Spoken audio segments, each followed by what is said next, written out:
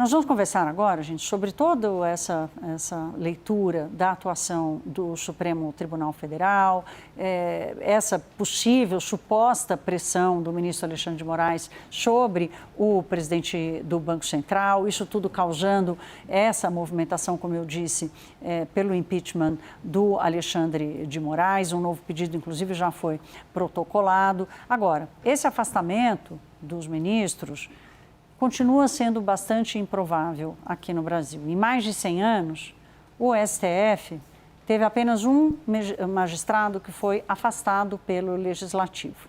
Então, nós vamos tratar dessa relação entre aquilo que é uma percepção que afeta a credibilidade do STF, a discussão sobre a adoção ou não de um código de conduta e a possibilidade de haver alguma resposta a essa atuação. Nós vamos conversar com Gustavo Sampaio, que é doutor em advocacia, professor também da Universidade Federal do Rio de Janeiro, se não me engano, né, professor Gustavo? Obrigada, bem-vindo aqui à Hora H. Eu já lhe passo a palavra para o senhor corrigir se eu citei o seu crédito errado aqui, mas é uma honra lhe receber aqui. Boa noite. Boa noite, Thaís, a todos que nos acompanham na Hora H. É claro que é uma honra, seria uma honra ser professor da UFRJ, mas, em verdade, eu sou professor da Universidade Federal Fluminense. Um ao lado da outra. Pronto, exato. Eu confundi os nomes aqui. Obrigada, professor. Vamos lá, professor.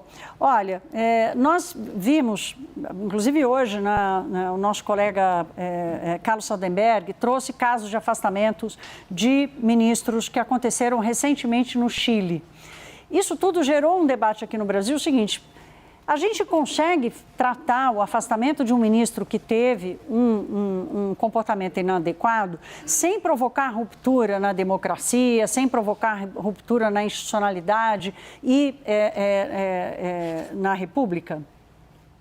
Isso tem que ser tratado de forma muito delicada e tem que ter sempre o máximo cuidado, Thaís, porque quando nós retroagimos na análise de 136 anos de história da República do Brasil, desde 1889, você veja que nos períodos democráticos, os juízes da mais alta instância do Poder Judiciário brasileiro, os juízes da nossa Suprema Corte, foram intangíveis, intocados.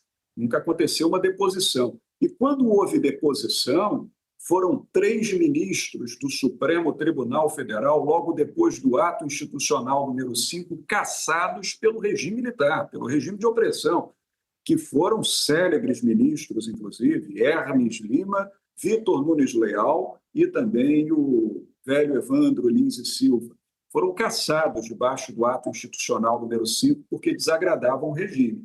Então, em regimes de exceção, tudo pode acontecer, mas em regimes de plenitude democrática, a preservação há de ser sempre em proveito da vitaliciedade e da inamovibilidade dos juízes da mais alta corte do Poder Judiciário da República. Agora, é claro, hipóteses de afastamento existem, possibilidades de processos e julgamentos de juízes da Corte Suprema do Brasil existem também na nossa legislação, como também em muitos países do mundo. Em vários países do mundo, você citou agora o Chile, já aconteceram afastamentos definitivos de juízes de Corte Suprema. O Chile perdeu 3 no último ano e meio. A Argentina teve caso também, durante o governo Kirchner, de afastamento de um juiz da Suprema Corte. Mas, nas democracias mais estabilizadas, isso não ocorre. Para terminar, Thaís, nos Estados Unidos da América, em mais de 200 anos de vida e obra da Suprema Corte, um juiz foi afastado, Samuel Chase, e mesmo assim em 1804, lá no começo do século XIX. Então, é claro que tudo isso não pode resvalar para o jogo dos interesses políticos de se afastar um juiz que está incomodando uma grande parte da política nacional.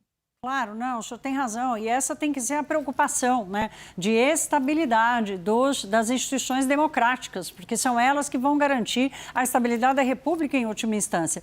Agora, a minha pergunta, para a gente encerrar aqui, nessa conversa rápida que estamos tendo, e agradeço a sua disponibilidade, é sobre a adoção do Código de Conduta, porque há uma resistência dentro do próprio STF, mas a pressão por a adoção de algum limite, ela vai aumentar. vai aumentar e é saudável. O Código de Conduta para o Supremo Tribunal Federal precisa vir. Até porque, Thaís, nós temos no Brasil um modelo de controle do Poder Judiciário baseado num órgão central, sediado em Brasília, criado pela Emenda Constitucional 45, lá de 2004, que é o Conselho Nacional de Justiça. Ele tem um poder fiscalizatório e até sancionatório sobre magistrados, sobre mais de 18 mil magistrados no Brasil da primeira instância, dos juízes de primeira instância aos tribunais superiores. Mas ficam de fora quem? Os juízes do Supremo Tribunal Federal. Então, os Estados Unidos da América já deram o exemplo com a criação de um código de conduta. A Alemanha também tem um avançadíssimo código de conduta para os 16 magistrados da mais alta corte daquele país, que é a Corte Constitucional Federal da Alemanha. E isso só concorre no sentido de dar mais legitimidade e credibilidade ao Supremo Tribunal Federal. A ideia é muito boa, tem sido defendida, inclusive, pelo presidente da Corte, o ministro Edson Fachin, e certamente um bom código de conduta fará bem à democracia brasileira e à imagem da própria Suprema Corte do país.